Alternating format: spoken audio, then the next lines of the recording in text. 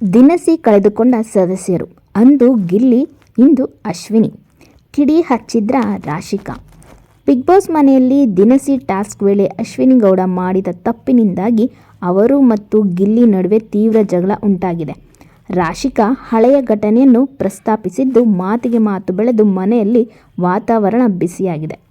Big Boss Kannada ಫಿನಾಲೆಗೆ ಸಮೀಪಿಸಿದ್ದು, wild card ರೂಪದಲ್ಲಿ ಬಂದಿದ್ದ ಚೈತ್ರ ಕುಂದಾಪುರ ಮತ್ತು ರಜತ್ ಕಿಶನ್ ಮನೆಯಲ್ಲಿರುವ ಸದಸ್ಯರಿಗೆ ಕೆಲವು ಸಲಹೆಗಳನ್ನು ನೀಡಿ ತೆರಳಿದ್ದಾರೆ. ಹಾಗಾಗಿ ಈ ವಾರದ ಆರಂಭದಿಂದಲೇ ಸ್ಪರ್ಧಿಗಳು ಅಲರ್ಟ್ ಆಗಬೇಕಿದೆ. ಇದೀಗ ದಿನಸಿ ಕಳೆದುಕೊಂಡಿದ್ದಕ್ಕೆ ಅಶ್ವಿನಿ ಗೌಡ ಮತ್ತು ಗಿಲ್ಲಿ ನಡುವೆ ಜಗಳ ಶುರುವಾಗಿದೆ.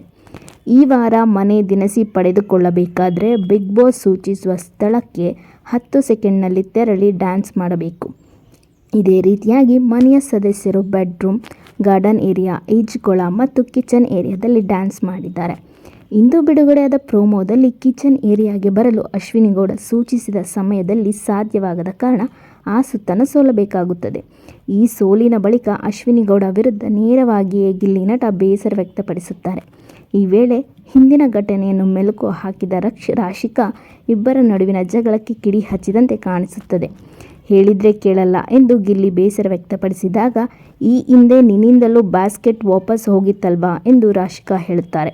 ನಾನು ಉದ್ದೇಶಪೂರ್ವಕವಾಗಿ ಮಾಡಿದ್ನಾ ಅಂತ ಹೇಳ್ತಾರೆ. ಇದರಿಂದ ಕೋಪಗೊಂಡ ಅಶ್ವಿನಿ ಗೌಡ, ಹೌದು ನಾನು ಬೇಕಂತಲೇ ಆಟ ಸೋತೆ, ಏನಿವಾಗ ಅಂತ ಹೇಳುತ್ತಾರೆ. ನಿಮಗೊಬ್ಬರಿಗೆ ಇಲ್ಲಿ ನಷ್ಟವಾಗಿಲ್ಲ, ನಿಮ್ಮಿಂದ ಮನೆಯವರೆಲ್ಲರಿಗೂ ನಷ್ಟವಾಗಿದೆ. ಮುಂದಿನ ಎಲ್ಲ ಸುತ್ತುಗಳಲ್ಲಿ ನಾನು ಬೇಕು ಅಂತ ಮಾಡ್ಲಾ ಅಂತ ಗಿಲ್ಲಿ ತಿರುಗೇಟು ನೀಡುತ್ತಾರೆ. ಮನೆಯ ಕ್ಯಾಪ್ಟನ್ ಕಾವ್ಯ ಇದೆಲ್ಲವನ್ನು ವೀಕ್ಷಕರಾಗಿ ನೋಡುತ್ತಿರುವುದನ್ನು ಇಂದಿನ ಪ್ರೋಮೋದಲ್ಲಿ ನಾವು ಕಾಣಬಹುದು. ಮನೆ ದಿನಸಿನ ಮನೆಯವರೆಲ್ಲರೂ ಕಳ್ಕೊಂಡಿದ್ದಾರೆ. ಊಟಕ್ಕೆ ಏನು ಮಾಡ್ತಾರೋ ಗೊತ್ತಿಲ್ಲ. ಮೇ ಬಿ ಬಿಗ್ ಬಾಸ್ ಮತ್ತೆ ಇನ್ನೊಂದು ಟಾಸ್ಕ್ನ ಕೊಟ್ಟು ದಿನಸಿನ ಕಳಿಸ್ಬೋದು, ಇಲ್ಲ ಅಂದರೆ ಸ್ವಲ್ಪ ದಿನಸಿನ ಕಳಿಸ್ಬೋದು ಅನಿಸುತ್ತೆ. ಏನಾಗುತ್ತೆ ಅಂತ ಇವತ್ತಿನ ಎಪಿಸೋಡಲ್ಲಿ ನೋಡೋಣ.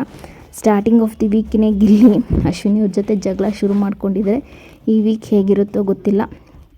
ಈ ವೀಕ್ ಸುದೀಪ್ ಸರ್ ಬರಲ್ಲ ಅಂತ ಹೇಳ್ತಾ ಇದ್ದಾರೆ. ಮಾರ್ಕ್ ಅವರ ಸಿನಿಮಾ ಮಾರ್ಕ್ ರಿಲೀಸ್ ಇರೋದ್ರಿಂದ ಅವರು ಈ ವೀಕೆಂಡ್ ಶೂಟ್ ಮಾಡಲ್ಲ ಅಂತ ಹೇಳ್ತಿದ್ದಾರೆ. ನೋಡಬೇಕು ಯಾರು ಬರ್ತಾರೆ, ಇಲ್ಲ ಹೇಗಿರುತ್ತೆ ಈ ವೀಕ್ ಅಂತ.